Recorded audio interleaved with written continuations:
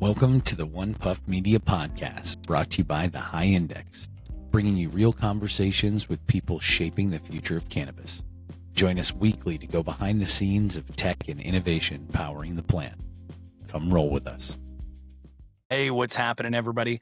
Welcome our guest today, Cam with PuffCreativ. Welcome, sir. How are you, man? Great to see you. What's up, Cam? Hey guys, how we doing today? Doing great. Just living it, man. So tell everyone who you are, who you're with, and a little bit about PuffCreativ. Yeah, definitely. So my name is Cam Razai. I'm the head of sales and business development at PuffCreativ. So PuffCreativ is a full-service creative digital marketing agency. We've been operating in the cannabis space for going on 9 years now. So we do everything from logo and branding, packaging design, website design and development, search engine optimization, high-risk advertising, custom retail loyalty programs, social media, PR, ongoing strategy and support. So we really do it all. And yeah, over the last 9 years, we've really helped our cannabis clients excel in the realm of brand awareness, customer acquisition, customer retention, kind of being able to give them that it factor to one, get their brand out there, give them a unique kind of positioning on the brand side, and then also implement revenue generating services that's going to help both acquire and retain their customer base. We've been very fortunate to be able to exceed in the industry, have tons of great partners, clients, people that we've worked with, contractors, full-time employees. We have an incredible executive team. I would say over the last 3 years, we've seen a lot of rapid growth, which has been really great to be a part of. And yeah, I couldn't say better things about the company and the people I work with. So I'm really glad that you were able to have us on today, and thank you so much for the opportunity. Our pleasure. Yeah. Our pleasure for sure. And thank you for that. And you mentioned 9 years. How long have you been with PuffCreativ? So I've been with PuffCreativ a little bit over 5 years now. Okay. So you've been through some growth with them. Yeah, definitely. I think when I joined the company, there was about, 7 or 8 employees, and we're topping out about 40 now. Well, That's awesome. And are they all in the cannabis space? Yes. All of our employees, or Well, I'm sure your employees are. No. All your clients. all our clients. Yeah. So I would say about 96% of them are. We also have clients in the psychedelic space as well as the alcohol space. And then we have a couple, odd clients that are in the fitness space or wellness space. So, we definitely project ourselves as a cannabis specific agency, but we've definitely dipped our toes into some of the other adjacent industries as well. The name kind of fits, PuffCreativ. So that makes Yeah. sense. Yeah. One Puff Media, it works well. Yeah. When I was putting together our questions for today, I was like, man, PuffCreativ, One Puff, too many synergies. There's a lot of puffs out there, but that's pretty. And you personally, did you start out in the cannabis space with your marketing career, or is this kind of a jump off from another position you had in marketing outside of the industry? What was that like? No, so I started in the cannabis industry in terms of marketing. I finished up my undergraduate in business management and entrepreneurship, and then I went back and got my master's in marketing from the same university here in Denver. After that, towards the end of my undergrad career, is when I actually met our CEO John through one of the classes I was taking at DU. So I was in a class called Business of Marijuana, and it was actually led by a professor named Bud, funny enough. how fitting. Nice. That's awesome. Yeah, it was actually a really great class though, because it was a lot of experiential learning, and he brought in speakers pretty much almost any session in order to just give us insights in the industry as well as talk about their own entrepreneurial journey. And so John came and spoke to our class. He talked to us about PuffCreativ. I was picking up everything he was putting down. I saw his enthusiasm, his passion for the industry. And so I connected with him after the class, got his email, followed up with him after that. And he was nice enough to start the first pilot internship program at PuffCreativ, along with my coworker, Chelsea, who's now the head of social media at PuffCreativ. And yeah, we've been there ever since, and it's been great. Culminating in a pretty big honor you guys got in December out in Vegas at MJ BizCon. Yeah, absolutely. Yeah, no, that was a really great experience as well. Back-to-back wins at the MJs, at MJ BizCon, which is really cool. Best marketing and branding agency. So yeah, that was a huge Congrats. honor. Thank you so much. Really Yeah, appreciate that's awesome. Yeah, fantastic. I love your guys' website, love your guys' vision. Just the fact that you do it all, it seems like the only thing you guys don't do is podcasts, right? You have everything else under the sun, from packaging to websites to SEO, really driving it home. Yep. Yeah, we used to have a podcast, or I'm sorry, we still do have a podcast. You know, like I said, we've been going through a pretty intense expansion growth period the last couple of years. So our own internal marketing has, obviously fallen to the wayside a little bit. You know what they say, the cobbler tends to have the worst shoes in town. So it's easy to do our marketing for all of our clients, but when it comes to the internal marketing, sometimes we prioritize our clients over that. But we are starting to focus more inward now and start doing some outbound initiatives, starting to do more trade shows, more LinkedIn content, podcasts. So you'll definitely see more podcasts coming out of PuffCreativ pretty soon. That's awesome. That's awesome. Yeah, I don't think there's anything better than just sitting around kind of talking about the industry, talking about the business side of things, and where the ideas really flow from, in my opinion. Just having great conversation, you just have that aha moment. I completely agree. Yeah, I mean, one of the best things of working in the industry that I've found is all the people I get to meet and conversations I get to have. There's just some of the best people I've ever met is in the industry. So it's been awesome. Well, I'm a little jealous because you have a very unique, and it'll become more prevalent, more common, but you have a unique story in that you came into cannabis, right? You started your career in cannabis, which very few get to do. And like I said, I think that trend is changing now with schools and Professor Bud. The opportunities are there for anyone to really get in the industry, from growing, from business ops to cannabis facility management. It's incredible to see just the whole shift to the industry, the educational component. And so I think you're a rarer one in consideration. You've jumped into it from, intern to now driving revenue.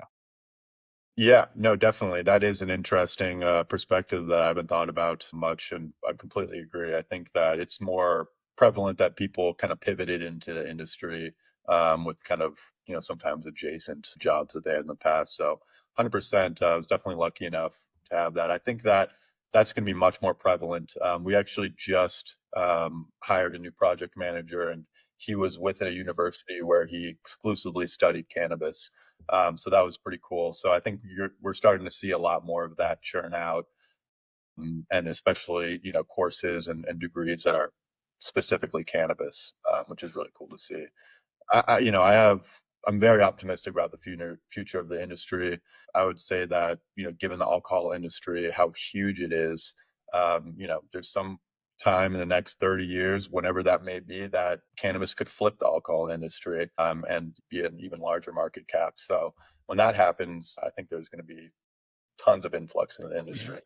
We've talked to quite a few people. We've had a few of them on our podcast as well about some of the challenges, regulations, legalities of what you can and can't do in the cannabis space. How does that affect your marketing agency in terms of what you guys can do and can't do with your clients? Yeah, absolutely. Compliance is something we take very seriously. Of course, we would never want to put our clients into a position where they were fined any sort of, exorbitant amount of money that was because we, didn't check a box or we overlooked something. So 100%, I would say, in terms of advertising, in terms of loyalty programs, in terms of, logos, branding, not pandering to minors, things like that. Those are kind of at the top of the list in terms of the marketing that we see. There's states like Massachusetts, for example, they probably have some of the stricter. And we're back. Sorry about the pause there, but I think that at the end of the day, there just needs to be more of a unified approach when it comes to compliance, because there's just too much, irregularity across all of the different markets right now. And at some point, we need to be able to get together and say, okay, what is the best interest of, not only the consumers, but also these cannabis entrepreneurs, and, allow them to be able to still get the word out there, but in a safe and compliant way. And I'm not, an expert in compliance by any means, but that's just kind of what I've noticed kind of anecdotally over the years. You guys have clients all across the United States, right? So do the laws vary in different states or from state to state in terms of how you can market, things you can legally say, things you can't say, things you can do, things you can't do? Or is it pretty much the same in terms of a marketing capacity? Yeah, so it's going to differ state by state. There are some, a lot of things that you're just not allowed to do across the industry, which is one, marketing and pandering to minors, which would be, let's say you have an edibles company and you want to, create a Sour Patch Kids product, and it's almost indistinguishable from the Sour Patch Kids branding, except for like a few, funny little cannabis references within it or whatnot. And that's an interesting, pretty heavily debated topic in the industry right now. You go to a state like Michigan, that's running rampant. It's almost like if a brand doesn't rip off a Johnson and Johnson company or something like that, then you're not going to be able to get shelf space, which is pretty interesting right now. That's not obviously true, but there are just much more of those types of products within Michigan than any other state. And it comes down to, okay, if a child were to find one of those types of products in a house, they might think that that's a normal piece of candy and they might start eating it. And so obviously that's going to be, have huge detrimental impacts on the industry and the way people are conceiving or perceiving cannabis, right? So I would say that, yeah, it's different state by state. Some states, they don't enforce it, give a state like New York, for example. There was a huge issue with the illicit market over the years. And, there's straight up storefronts that are selling, unregulated fake products in their stores, and they're not getting reprimanded at all, versus a state like Massachusetts, where, you could have some small little ADA discrepancy on the website and get a $5,000 fine for it overnight. So just, it's like a huge paradox between, a Wild West and tighter compliance that might even be considered overreach in some aspects. So I think we need to be able to find a more neutral middle ground and make sure that everybody's safe and the industry can move forward and generate as much revenue as it needs to. Yeah, we're seeing that with a lot of THC drinks out here, Missouri and Kansas. They're popping up everywhere, and nobody knows what kind of the real law is about them. Everybody's really curious about them, the THC drinks. But yeah, they're popping up on shelves that I don't think they should be at. But and I think it's a great product. And and everyone loves the drinks. And what we have going on in Virginia is similar to all of the products that are popping off in Michigan, anywhere from popcorn to pot dots, which are M's. And I think they've recently had to change their name due to that. But it's candy. And New York is the same thing right now. I mean, it's still pretty rampant up there. You can still go to illegal sticker storefronts, if you will, depending on the legality you want to call it, and buy nerd ropes.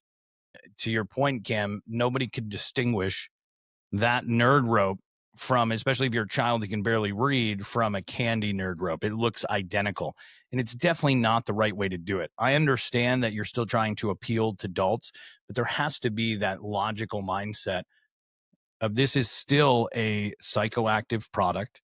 It's still consumable, but if you have an immune system that can account for the amount of THC in it, and luckily, a lot of instances that you're seeing those tea drinks, Billy, aren't so potent, and most kids aren't out there guzzling soda, at least not my kids or any kids that I know, right? But those, my kids know it as these are adult drinks. So there's not even a question. They don't drink soda, so it all kind of flows in that realm of these are adult drinks, these are adult things. But if the packages look identical, there is no distinguished factor.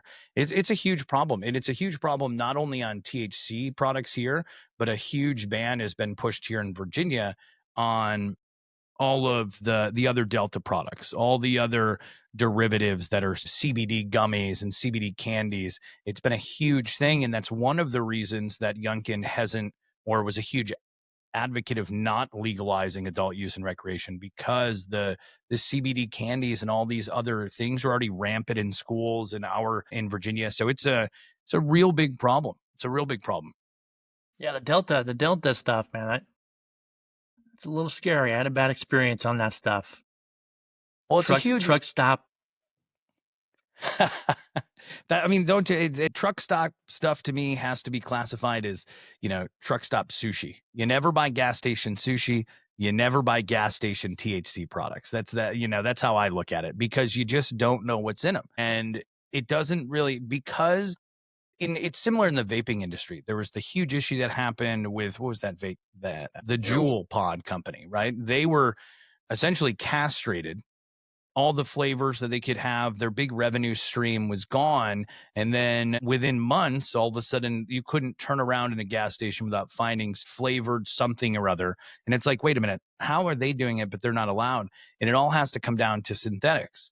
And so it's very similar in the kind of CBD space, where you're finding things like that, where technically it is legal to sell those because they're selling synthetic products that haven't been tested or evaluated. So under the FDA guidelines, if it doesn't hold the specific cannabinoid and it doesn't hold above that 0.3% threshold, or that 3% threshold, to be considered a psychedelic cannabis, then they can sell it anywhere. And it's really unfortunate, because that stuff is extremely unregulated. It's not tested, and it's coming from all over, and you have no idea. And yes, most of it's derived from CBD in many instances, but you don't actually know. And because there's no regulatory body assessing that, you can walk in, you can buy whatever drinks you want, whatever candy you want. And so that's my motto, gas station sushi, no. Gas station THC CBD, no. And funny story, when I was super young, I don't know when it was, in Florida, we went into a head shop style place, and I must have been 16 or 17. It was Daytona Beach, Spring Bling, pretty awesome. And we drove down from New York. It's a long way to get there. And we ended up buying what we thought, we were like, oh man, this looks like weed. We should buy this. And so we bought it and we smoked it. And I don't know what it was. I can't remember the name of it. It was definitely not weed. We knew it wasn't weed when we got it. Right. But man, it gave me the wah-wahs. And the effects of it only lasted like 30 minutes, not even, excuse me. It was like 10, 15 minutes at most. And it was not like smoking or consuming any kind of cannabis. And it was at that point in my life, I instilled that rule: no gas station THC or CBD for me. So Yeah, it's been almost 10 years, and I stand by that rule. that was a huge epidemic. It was called K2 Spice, and it was unregulated, buy it in gas stations. My cousin, when he was in high school, he got caught smoking weed. His parents started to drug test him at home, and he started smoking K2 instead, because that wouldn't show up on a drug test. And it's almost like, all right, what are we doing here? We need to be able to, if you're taking one away, they're going to go to a more evil product that's even more unregulated. So yeah, that was an epidemic. People were having seizures. That was terrible.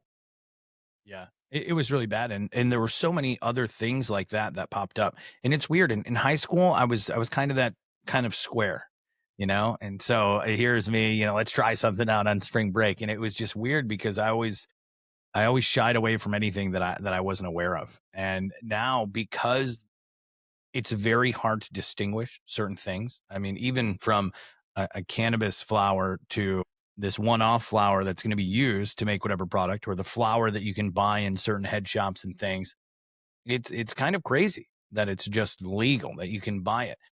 And it's a weird space, because at the same time, you're not trying to bash anyone on the legacy side, and that's where the roots of the industry came from. So if you're operating a grow and doing your own thing, I think that's great. Just like people are bottling their own beer and making their own whiskey, very hard process. But if people are doing it, I encourage it. I advocate for people growing their own. But if you're trying to match consumer-based products that are dedicated or originally marketed to children, we just got to stay away from it. It's such a fickle area, and it's not doing anything. It's not doing the industry any good if all we're doing is perpetuating these things that are the deterrent for people who are kind of on the fence about cannabis. They see it as like, hey, this might be great. We kind of like the industry. We like where it's going. The idea of this versus alcohol makes a lot of sense. But then you have these kind of one-off horror stories that get just and perpetuated, and it becomes kind of that reefer madness component.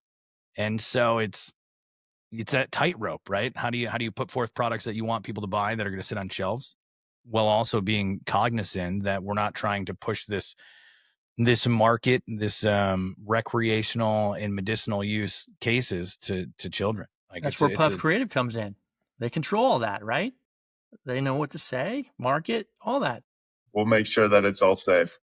Now, you mentioned websites earlier. Do you guys also play in the social media space as far as creating individual accounts and creating everything for those? How do you guys combat like the shadow banning that takes place on Instagram? And do you have like recourse for your clients when that does happen?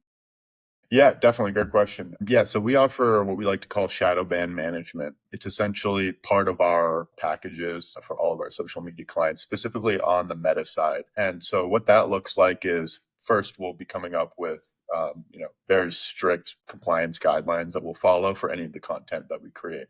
So that applies to verbiage as well as the actual, graphic design or photo and video content that we're putting out there as well. And so we'll be following those guidelines. And even if you follow those types of guidelines to a T, even if you create a post on your cannabis profile that alludes nothing to THC or cannabis, you can still get flagged and posts taken down.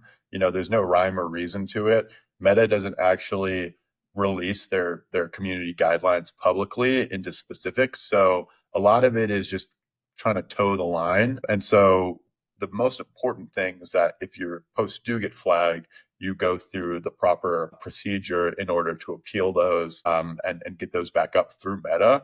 And then that way you'll be able to stay in and out of shadow ban. Most importantly, sticking to that kind of strategy, you're never going to get your account fully taken off. But what's going to happen is as you ebb and flow in and out of shadow ban, your posts are going to get restricted in terms of visibility. Your content's not going to be suggested for, on a person's For You page that's not following you. So you're never going to be able to either fully stay out of shadow ban because, like I said, it's kind of a push and pull. As things get flagged, as you go through the appeals process, you clean things up, then you get taken out of shadow ban. And then once any new posts get flagged, you go through that process again. And for that timing, when you're in the appeals process with Meta, you're going to be put back into shadow ban as well. So definitely something that everybody in the industry is experiencing right now. So the only really thing you can do is try and mitigate it as much as possible and put out content that is going to engage and resonate with your viewers. So I'm not going to lie. I'm watching some videos. I'm like, why are they rolling broccoli? Why are they putting candy in? And it was a while ago, but I figured it out later. Yeah, exactly. No, I mean, that's kind of you have to either use broccoli or use verbiage that is, kind of newer slang that isn't like published in Meta yet. So there's a lot of little workarounds that you can make. What's popular on social media right now is referring to smoking cannabis as gardening. So people will say, oh, I'm going to be gardening today, or, this was after a gardening session. So kind of things that are like fun and, it's the consumer is going to get it at the end of the day, right? They're going to understand that you mean smoking weed in the context that you're posting about. So kind of fun little things like that. Yeah, we try and keep that flow going as well. We do all of our marketing in-house, and it's always that tightrope. And when we first stood up our One Puff Media podcast, or not podcast, but the actual Instagram page that was originally going to house all of our interview slices and components and then tag people as collaborators with the High Index and us, it was turned off before we even turned it on, right? So we built it and they're like, no, you're blocked. And I was like, I didn't do anything yet. I just updated our logo. We just turned it on. What do you mean? How is this possible? So that was super frustrating, to say the least. Super frustrating. Yeah. So it was like 20 some odd days or 30 days. We finally got it. I had to upload a picture of my driver's license in order for them to release it. And at least there was some kind of recourse. Now we have kind of a restricted account. So it's a great follow-up question that I have because I really don't know the answer. I'm so new to Instagram.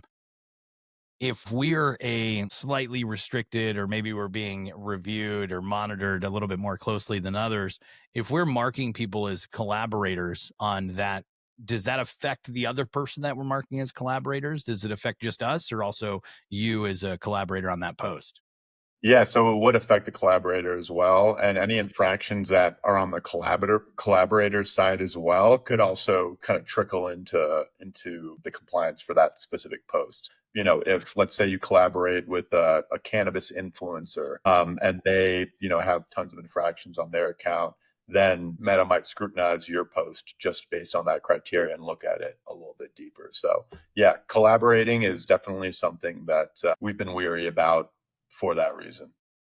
Yeah, that makes sense. And like I said, we're so new as far as creating this podcast and creating One Puff. It's every component of it is new for us, from the interviews, from the posting, in trying to just get people to hear these stories, because we think they're so fascinating. We think they're going to help so much as people are starting out and going through these same pain points. And Yeah, up I think until we've learned a lot just building the high index, from, getting shut down, starting with processors, telling us to change our website, take the cannabis off there, all that jazz.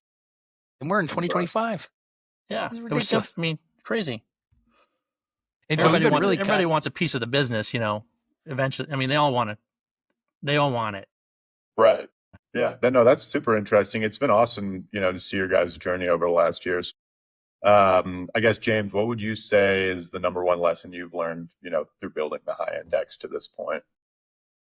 The number one lesson I've learned: don't count your chickens before they hatch. I don't know. Boy, that's a good question. I've not worked in this space before, so this was new to me in getting into it. And I'd say from a standpoint of just building software, it's been a really neat experience to learn that whole process, and watching the team from initial concept meetings to user boards, user diagrams, just the whole process of building a software platform has really been interesting. Really enjoyed that. I've been in technical recruiting my entire life, in IT staffing, but I never had any idea how any of this was done. So having the opportunity to sit through all these meetings and sessions and learning the whole process, to me, was really, really interesting. I love that question because it's fairly new to me too. But I mean, I think my first experience was at MJ BizCon. We went out there in Vegas. I had no idea there were so many companies in cannabis. I mean, it's unbelievable, and then source, looking through them all, add them to our database. But the overall people are inviting, and it was a great experience. Very welcoming, great humans. And I'm still learning about all these new businesses out there. But it's pretty cool. Yeah, Sure. no, that's awesome. Yeah, it always The absolute staggers me best. as well. You think of the cannabis industry as a lot smaller than it actually is. Once you're in a trade show room with hundreds of companies exhibiting, you're like, okay, it's a lot deeper than you anticipated originally.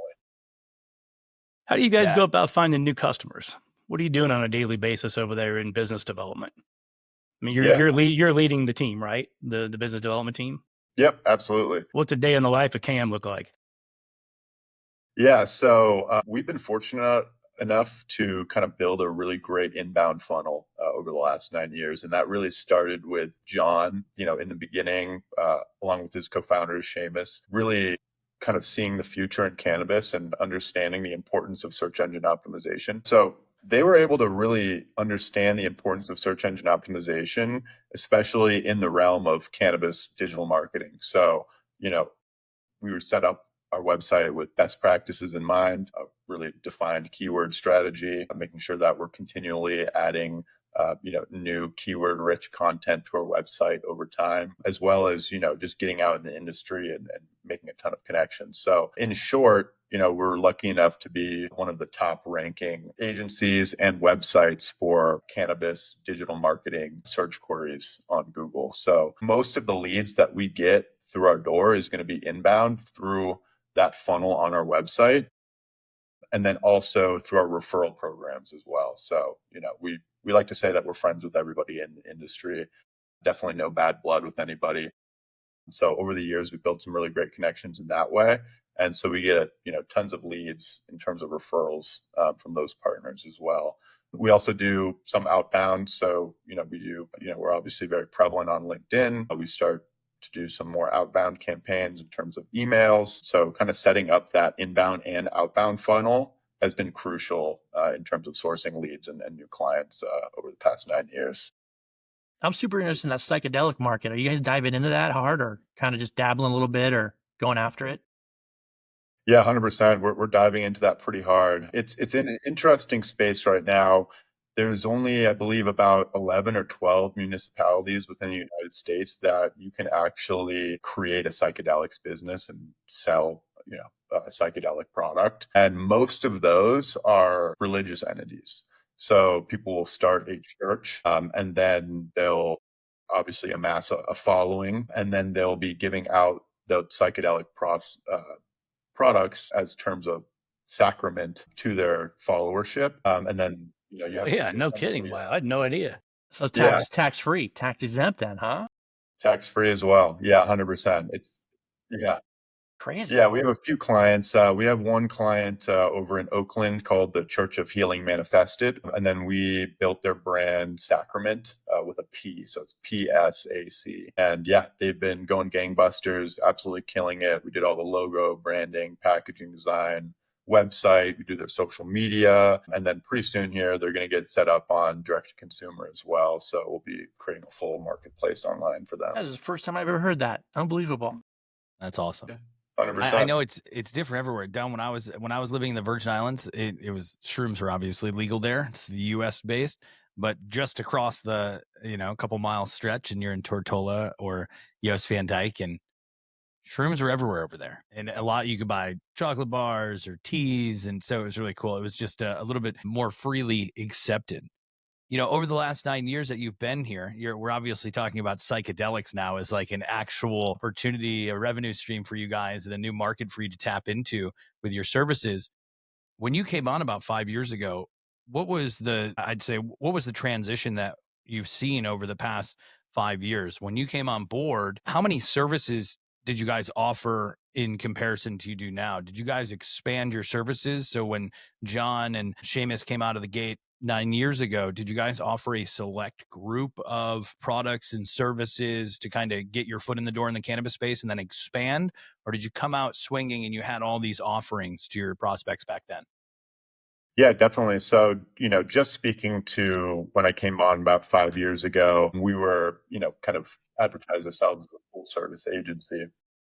Obviously, there's a ton of very niche strategies and channels within marketing that sometimes it's hard to cover everything. But I would say that at this point, 2025, we have a very holistic offering and definitely can call ourselves a full service agency. Some things that we've added over the past 3 years or so. We started doing loyalty programs for retail dispensaries, so a full customer retention program. Essentially, that's going to be in the form of ongoing email and SMS campaigns, as well as a loyalty structure so that when people purchase, they'll get reward points, which will stimulate, repeat purchasing off of that as well. There's tons of facets that go into that, the list building strategies, the ongoing segmented email and SMS campaigns, win back campaigns. And I would say that that's an interesting area because you see a lot of dispensary owners specifically place a lot of importance on customer acquisition, but not as much is placed on retention, which is probably the most important facet. So anywhere from 40 to 60% of your first time customers are never going to return to your dispensary. And it even goes up after each visit from an individual as well. So by their fourth visit, the odds of them coming back, without being on a loyalty program is going to be upwards of 75%. Why is that? It's because people have so many options that, and you only have a very limited attention. So if another dispensary is able to take your, attention away from the dispensary that maybe you have shopped at a few times, then that's going to be your new go-to dispensary until someone else takes that attention away from you. So what's really, you kind of want to find a system where you stay at top of mind with your customers without overburdening them.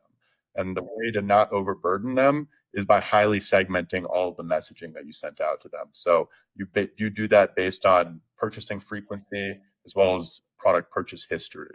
So looking at what types of products do they like to buy? Are they buying only edibles? If so, what kind of brands are they buying? And then sending out incentives in the future that are revolving around edibles and even more specifically the brands that they're more likely to buy.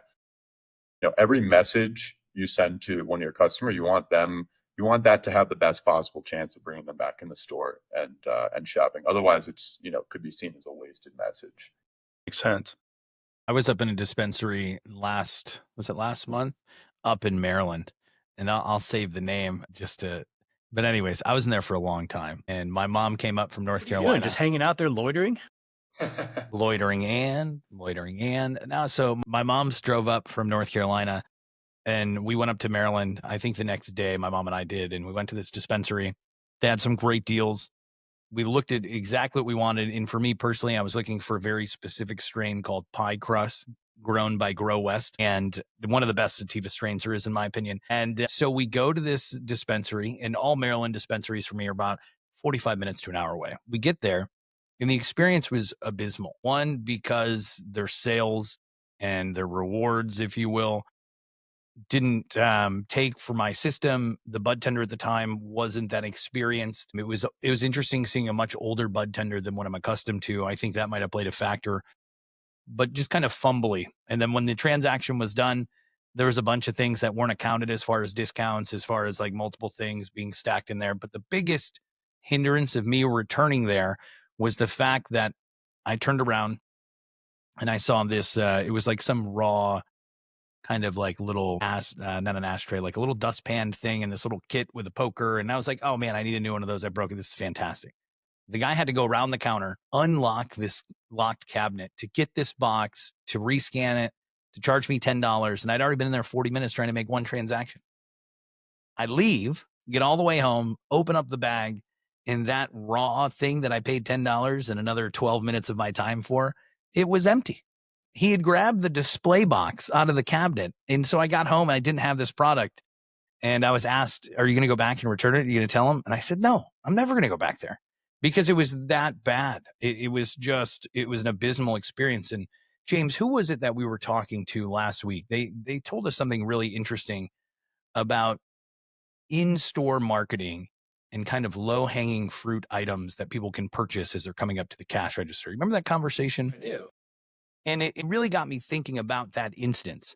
And so what we're talking about, Cam, is there is a whole bunch of people that have kind of built out the flow for customers around checkouts, as far as having all these enticing little cheap items being sent around. And what we were discussing last week or whenever it was, dispensaries don't adhere to the same level of consumerism. And that kind of like, think about Marshalls or any one of those big An impulse purchase. retail stores where you can't walk past or get up to the register without being sold some $5 and below item all over. Do you guys work with dispensaries in that way to help them enhance their user experience from within inside the dispensary? So that's a great question. We do some kind of like fractional CMO work and ongoing strategy where that could be an insight that we could, give to a client based on watching their everyday, in-store operations. But it's not a service that we offer explicitly. But I think it definitely speaks to the fact that there are a lot of, smaller low-hanging fruit that dispensaries can implement just to provide a better in-store experience and also advance the lifetime value of an individual customer. So I would say that in-store experience is almost paramount when it comes to retention, because if somebody has a great in-store experience, that's going to build affinity, and that's going to build loyalty and have them come back, all discounts and emails aside, right? So that's really the it factor that dispensaries have. Another one is just being able to incentivize your bud tenders to properly convert their customers into loyalty customers. I'll go into a dispensary all of the time, and I'll just transact, and they never ask me, oh, are you a loyalty member already?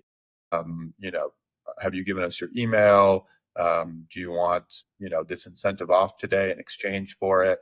That is really the low-hanging fruit, because being able to convert your customer into a loyalty customer is going to immediately extend the lifetime value of them and allow you to be able to advertise them to them on an ongoing basis with essentially the lowest customer acquisition cost that you can have relative to, let's say Google advertising or something like that. So yeah, I think that you hit on a really, really good vein there. It's that, the in-store experience is really paramount to anything you can do in the marketing realm. And it's the little things, right? It's like the friendly, helpful bud tender, the easy grab and go accessory products at the register. It's the fun interactive product displays. All of those things really weigh heavily into, a customer's decision on whether they want to go back or not, or if they want to, explore other options.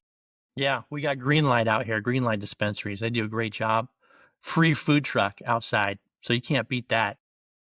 Get the munchies and get some food. Yeah, it's they do a good job. That's the kind of experience I'm talking about right there. Yeah. It's just such a fascinating space. I want to be able to go into a dispensary one day and actually shop. Everyone's trying to be Apple, and it works in some areas. When you go to Planet 13, the biggest dispensary in Vegas, for example, it feels more like you're in Apple because you're greeted by somebody with an iPad who's, you can purchase right there and tell you what register you can go to pick up your items, but you can submit your order with some random person who's coming over to help you. It's not always that way, but I feel that there's a mix between this aesthetic that they're trying to appeal to because there's success, they know it works, but then also this compliance side where I understand products and everything being behind the shelf, kind of lock and key. But it's also fascinating to me when you can walk into a cookie store and there's actually products hanging on a wall and you can grab this and then walk up into the counter. So it's just so weird. I think as different regulations catch up with the individual markets, I think we'll see that shift, but it's still mind blowing that I can't just grab a hat, right? I can't just grab a lighter. I can't just grab that raw tray. It's got to be behind the lock and key. Like, why? It takes away from some weird experience where it doesn't feel personal. It doesn't feel like the level of consumerism that I've grown up the last 35 years being accustomed to. So hopefully it gets there, because where are the drinks? Why is there not a mini fridge at the bottom? I don't need to see the products in a box that I can't actually see through this glass. They're just boxes. I'm already seeing them over there. Make that a drink beverage, because I guarantee you I would have bought one when I was standing there for 40 minutes last time. Whether it had been a Red Bull or a water or some kind of beverage, I would have drank it. And maybe I don't know. It's kind of bizarre. Now, I will say the last experience that I had in a sticker shop in New York, they were like, "Oh, sure. You need a drink? Here you go. You need that Red Bull? We'll give you a Red Bull. We got you. It doesn't charge me for it. It's just part of the experience." And you see that a lot right now in DC with some of the legacy kind of sticker shops, if you will, where it's far more of an experience. Go in, sit on a couch. There's no waiting room. Wait, relax. They'll bring you a drink. So hopefully the actual consumer, the legal consumer industry kind of catches up to that kind of feeling and flow. Yeah, 100%. Yeah. When I was, and it's funny you spoke on that, because the best in-store experience I've ever had at a dispensary was at the Cannabis in La Jolla. And it's exactly like you just described. You walk in, you're given, a cart, and you walk around. Everything is grab and go. You can grab it off the shelf. It's almost kind of has like a Whole Foods, very healthy vibe on the inside. And that really was the best shopping experience I've ever had at a dispensary, which is stark contrast to Denver, where you walk in, there's like a holding room with like a bulletproof, window pane. There's a security guy with a gun there, and you walk through, you got to get buzzed in, and everything's behind the shelf. And I completely agree with you there. I think that's going to really kind of increase adoption for cannabis when it becomes kind of more of a casual shopping experience. It doesn't feel like you're, in there to buy something that's hyper illegal. Right. That totally makes sense. Nobody wants to sit inside of a waiting room. Nobody wants to go to the doctor, but yet that's the experience, right? Sit here, wait. Oh, you didn't pre-order anything? All right, go have a seat in that line. We'll call you when you can get in here. And it's like, we're in 2025. What's going on? Yeah, exactly. Yeah. Well, so you mentioned earlier, you guys are diving headfirst into the psychedelic space. What are plans for PuffCreativ going forward? How do you guys want to continue to grow? Do you see emerging markets or vertical markets within cannabis and psychedelics? Tell us a little bit about kind of what you guys are thinking and what you're seeing moving forward. Yeah, 100%. And we spoke about it a little bit earlier, which is kind of the presence of hemp D2C e-commerce. That's something that we've heavily kind of started to get into the last few years. So setting up that loyalty and ongoing email and SMS retention campaigns, as well as creating a really great website buying experience, whether it be Shopify or WooCommerce, WordPress. So I would say that getting more heavily into the direct-to-consumer e-commerce landscape is something that we're super interested in. And then also the psychedelic space. I think that there's tons of room for growth there. Obviously, just need legislation to catch up a little bit. But I would say that stigma around psychedelics has definitely lessened over the last 5 to 10 years, specifically on more of the Western states. It's pretty common that you'll see even moms starting to microdose every day. So Yeah. as soon as that is kind of an available product that people can buy online legally, I think it's going to go gangbusters for sure. Who do you see as a customer that would benefit from your services more, being like a licensed operator, an ancillary company, or do you have a good mix of both? Yeah, definitely. So I would say that our bread and butter clients are going to be retail dispensaries and cannabis brands. But, again, we can really adopt any of our services or strategies to any sort of adjacent industry. So whether it be psychedelics, whether it be, holistic wellness, fitness, there's a lot of parallels there. Fitness, Yeah, definitely. I guess yoga, some of the more wellness, yeah, activities. wellness. Wellness. Yeah, Yeah. exactly. 100%. Well, we do, we have a few like fitness specific CBD brands that we work with as well. So yeah, kind of jumping into that realm. And what is you're talking about, what you're doing and the different trends that you're seeing, what would you recommend anyone who's getting in this space, who's trying to manage their own marketing, who's trying to get the level of exposure that you guys have gained over the years? Really, what would you recommend for somebody who's trying to do all their own in-house marketing, as far as just either staying compliant or just what are some tips to be successful in that realm? Yeah, definitely. And that's a great question. I would say definitely whether you're outsourcing to an agency or you're hiring in-house, I would say that experience should be paramount. So people who have worked with cannabis brands in the past that you resonate with, that, you could kind of see them having a lot of really valuable insight into the operations of whether you're a dispensary, or even a cannabis brand. So I would say that make sure that anybody that you con with is just going to be very experienced in that realm. You kind of see a lot of people that will hire a general manager for a retail operation and then really try and push them into the marketing side and wear a lot of hats there. And so, if 15% of your monthly revenue is coming from your loyalty program, you want to make sure that that's very structured and down pat. Otherwise, you're losing out on pretty substantial amount of revenue on a monthly basis working with somebody that, it might be their first time executing a retail loyalty program, for example. Yeah, makes sense. So why PuffCreativ in a crowded space in the industry? Why are we working with you? Yeah, definitely. So, nobody in the cannabis industry can last 9 years without being able to produce really great work as well as be really great to work with. So I think that's kind of our edge, is that, we're great people. We're easy to communicate with. We hold our clients above anything else. And also we're able to produce the results to, back up our scope. So I would say, just the work that we're able to produce is industry leading. And we have a really, cool team that you're able to work with. Also, we are full service. A lot of agencies you'll see have a specialization in specific channels. And then people, whether it's a brand or a dispensary, their marketing department is very fragmented because they're working with 5, 6, 7 different vendors that all have their own specializations. We are full service. We specialize in everything. So you can really streamline that communication, keep everything in-house, have the reporting consolidated. And most importantly, we're able to do cross-department communication. So, our search engine optimization program is in line with the website strategies, and that's all in line with our ongoing customer retention programs.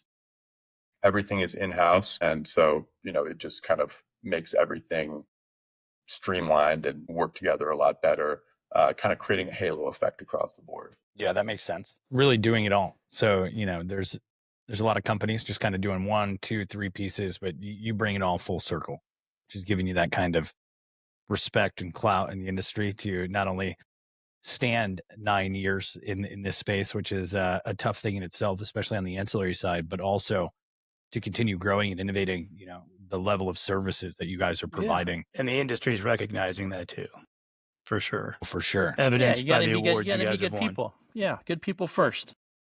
Yeah. Yeah. People I mean, helping there's a people ton I always. say it all the time. There's tons of smoke and mirrors in the cannabis industry Yeah. around marketing. And, if you're working with somebody who's only been around the last 6 months or a year, they might have a lot of great ideas, but they aren't able to execute on the level that we would be able to. Well, there's very few ideas in this space that are new. Even if you look at the early industry days of the legal market, whether on the med side or the rec side, almost 10, 15, 20 years ago, it's stretching out there for that first legal market. It's getting pretty deep now.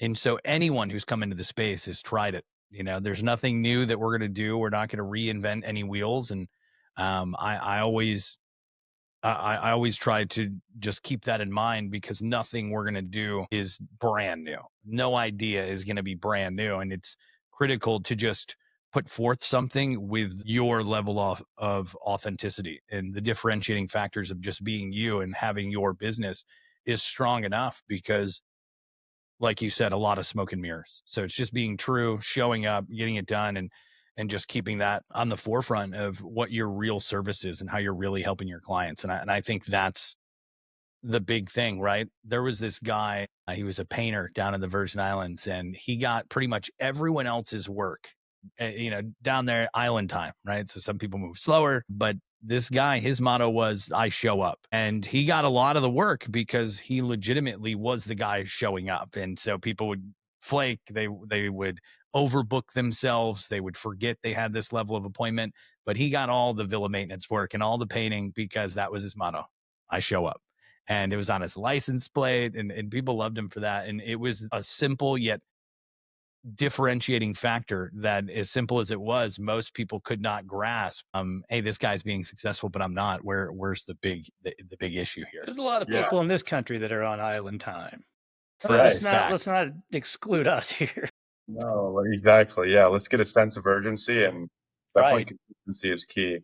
100%. And I also just wanted to really thank you guys for this platform today.